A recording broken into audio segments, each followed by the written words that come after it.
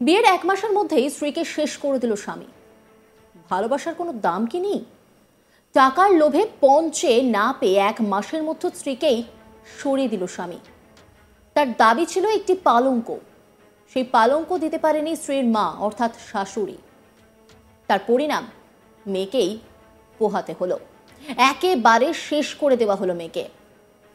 ঘটনাটা দক্ষিণ 24 পরগনার সোনারপুরের এলাকায় মেয়ের মৃত্যুতে শোকের ছায়া নেমে এসেছে। জানা গিয়েছে, যৌতুক হিসেবে পালঙ্ক দিতে না পারায় বিয়ের 1 মাসের মাথায় স্ত্রীকে খুনের অভিযোগে স্বামীর বিরুদ্ধে। পণের দাবিতে বিয়ের পর থেকেই স্ত্রীর উপর শারীরিক ও মানসিক অত্যাচার চালানো হতো বলে অভিযোগ। স্ত্রীকে খুনের অভিযোগ স্বামী সহ শ্বশুরবাড়ির বিরুদ্ধে। ঘটনায় স্বামী অরূপ নস্কর, শ্বশুর প্রণব নস্কর, ভাসুর স্বরূপ নস্কর ও বৌদি পূজা নস্করের বিরুদ্ধে সোনারপুর থানায় খুনের অভিযোগ দায়ের করা হয়েছে। অভিযোগের ভিত্তিতে স্বামীকে গ্রেপ্তার করেছে পুলিশ। অভিযোগের ভিত্তিতে ঘটনার তদন্ত চলছে বলেও জানিয়েছেন বারুইপুর পুলিশ জেলার ডিএসপি ক্রাইম ফয়সাল বিন আহমেদ। দক্ষিণ 24 পরগনা জেলার ভাঙড়ের চন্দনেশ্বর থানা এলাকার বাসিন্দা সীতা মণ্ডলের সঙ্গে দেখাশোনা করে বিয়ে হয় সোনারপুর থানা এলাকার কালিকাপুর মুড়োগাছির বাসিন্দা অরূপ নস্করের। মাত্র 1 মাস আগে 17 নভেম্বর বিয়ে হয় তাদের। স্বামী অরূপ নস্কর কলকাতার লেদার কমপ্লেক্স থানা এলাকায় একটি লেদার কারখানায় কাজ করত। বিয়ের পর থেকেই পণের দাবিতে তার উপর অত্যাচার চালানো হতো বলে অভিযোগ। 24 ডিসেম্বর রাতে শেষবারের মতো পরিবারের সঙ্গে কথা হয়। 25 ডিসেম্বর সকালে বারবার বাবা ও মা মেয়েকে ফোন করলেও ফোন ধরেনি।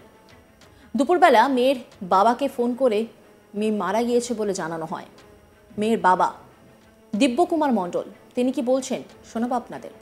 আমার মেয়ে হার্টবিনার দিতে পারিনি বলে ছেলে জোর করে মোটামুটি টাইম দিয়ে দিল যে অমুক দিনে আমার হার্টবিনার দিতে হবে, এর ভিতরে আমি দিতে পারিনি বলে আমাকে মেয়েকে জোর করে মোটামুটি বালিশ চাপা, ওর মা বাবা আর বৌদি মেরেছে 3 জনে।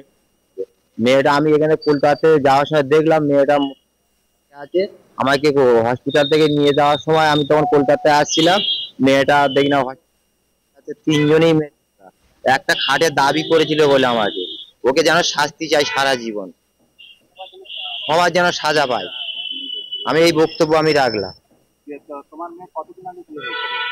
মেয়ের বিয়ে হয়েছে 1 মাস, 1.5 মাস বিয়ে হয়েছে। ধরে বিয়ে হয়েছে, দেখাশোনা করে বিয়ে হয়েছে, ধরে বিয়ে হয়নি, দেখাশোনা করে বিয়ে হয়েছে। হ্যাঁ, সোনার জিনিস, হাতের গলার কানের ছেলের আংটি দিয়েছি, খাট বিনা দিতে পারিনি বলে তোমার মেয়ের দাবিতে সব দিয়েছি। হ্যাঁ, না ক্যাশ টাকা দিতে হয়নি, না আর কিছু দাবি জানি, খাট বিনা দাবি দিতে পারি। মেয়ের মেশো মন্টু মণ্ডল তিনি কি বলছেন শোনাবো আপনাদের। আমাদের অভিযোগ এই যে আজকের এই মেয়েটাকে চলে যেতে হলো।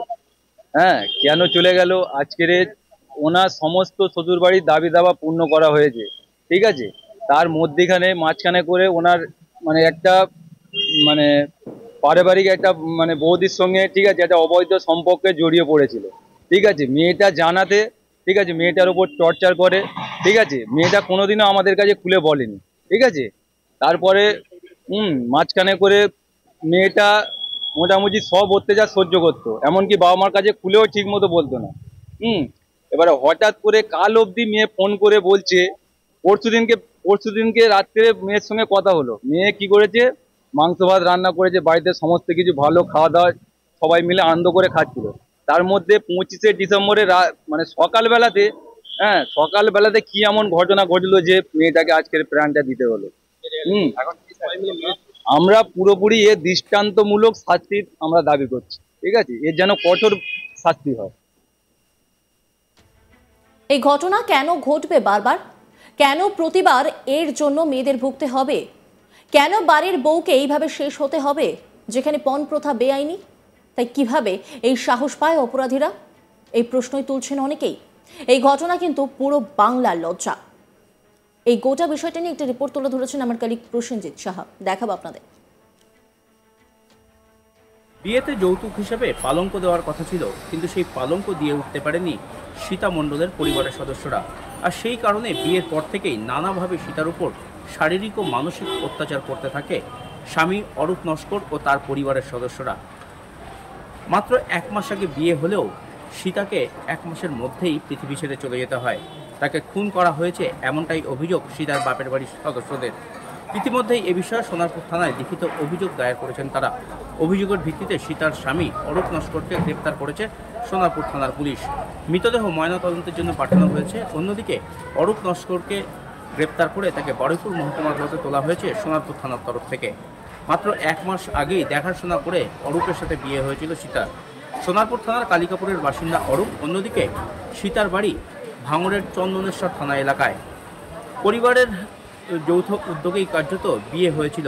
বিয়েতে বেশ কিছু পণ সামগ্রী দেওয়ার কথা ছিল, কিন্তু সীতার বাপের বাড়ির লোকজন অত্যন্ত গরিব হওয়ায় তারা পণের সমস্ত কিছু জিনিসপত্র দিয়ে উঠতে পারেননি। বিশেষ করে পণে একটি পালঙ্ক দেওয়ার কথা ছিল অরূপকে, কিন্তু সেটি দিয়ে উঠতে পারেননি সীতার বাপের বাড়ির সদস্যরা। আর সেই কারণে বিয়ের পর থেকেই নানাভাবে অরূপ নস্কর এবং তার পরিবারের সদস্যরা কার্যত সীতার উপরে শারীরিক ও মানসিক অত্যাচার করতে শুরু করে। কার্যত সীতার শ্বশুরবাড়ির লোকজন প্রত্যেক দিনই তাকে মারধর করতে থাকে, তাকে মানসিকভাবে অত্যাচার করতে থাকে। এবং এ বিষয়ে সীতা তার বাপের বাড়ির লোকজনকে জানিয়েছিল যে দ্রুত যাতে পালঙ্কটা তারা দিয়ে দেন শ্বশুরবাড়ির লোকজনকে। কিন্তু সীতার বাপের বাড়ির সদস্যরা তারাও প্রচণ্ড গরিব, সবেমাত্র বিয়ের খরচাপাতি তারা করে উঠেছেন। এই মুহূর্তেই তাদের এতটা সামর্থ্য নেই যে তারা পালঙ্কটা কিনে দেবেন, আর সেই কারণেই তারা সেটা দিতে পারেননি। তবে সেটা তারা দিতে পারেননি বলেই সীতার উপর শারীরিক ও মানসিক অত্যাচার অত্যাধিক পরিমাণে বেড়ে যায়। আর সেই শারীরিক ও মানসিক অত্যাচারের কারণেই সীতাকে কার্যত শ্বাসরোধ করে খুন করা হয়েছে, এমনটাই মূলত অভিযোগ করেছেন সীতার বাপের বাড়ির সদস্যরা। তাদের দাবি, গত 1 মাস ধরে লাগাতার অত্যাচার হয়েছে সীতার উপরে, এবং সেই অত্যাচারের কারণেই কার্যত সীতাকে পৃথিবী ছেড়ে চলে যেতে হয়েছে, তাকে কার্যত খুন করা হয়েছে, এমনটাই অভিযোগ করেছেন তারা। আর এই বিষয়ে সোনারপুর থানায় সীতার স্বামী অরূপ নস্কর এবং শ্বশুরবাড়ির অন্যান্য সদস্য অর্থাৎ সীতার ভাসুর, যা, শাশুড়ি সহ সকলের বিরুদ্ধেই কার্যত অভিযোগ দায়ের করেছেন তারা। সেই অভিযোগের ভিত্তিতে ঘটনার তদন্ত শুরু করেছে সোনারপুর থানার পুলিশ। আর ইতিমধ্যেই অরূপ নস্করকে গ্রেপ্তার করা হয়েছে এবং তাকে বারুইপুর মহকুমা আদালতে তোলা হয়েছে সোনারপুর থানার তরফ থেকে। অন্যদিকে সীতার বাপের বাড়ির সদস্যদের দাবি, সীতার মতো এই ধরনের মৃত্যু যাতে অন্য কোনো মেয়েকে বরণ করতে না হয় সেই দাবি তারা জানিয়েছেন। এবং তাদের দাবি, সীতার এই মৃত্যুর পেছনে যারা দায়ী তাদের যাতে দৃষ্টান্তমূলক শাস্তি হয় সেই দাবিও তারা করেছেন। সব মিলিয়ে এই গোটা ঘটনাকে কেন্দ্র করে এলাকায় যথেষ্ট চাঞ্চল্য ছড়িয়েছে। এলাকার সাধারণ মানুষও চাইছেন যাতে দোষীরা শাস্তি পান। সোনারপুর থানার পুলিশ তারা তদন্ত শুরু করেছে এবং দ্রুত যাতে বাকি অভিযুক্তরাও গ্রেপ্তার হয় সেই দাবিও তারা রাখছেন এবং তারা সেই চেষ্টাও চালাচ্ছেন, এমনটা তারা দাবি করছেন। অন্যান্য খবরের আপডেটের জন্য অবশ্যই নজর রাখুন আজ তাক বাংলার ইউটিউব স্ট্রিমিংয়ে। লাইক, কমেন্ট, শেয়ার এবং সাবস্ক্রাইব করতে ভুলবেন না।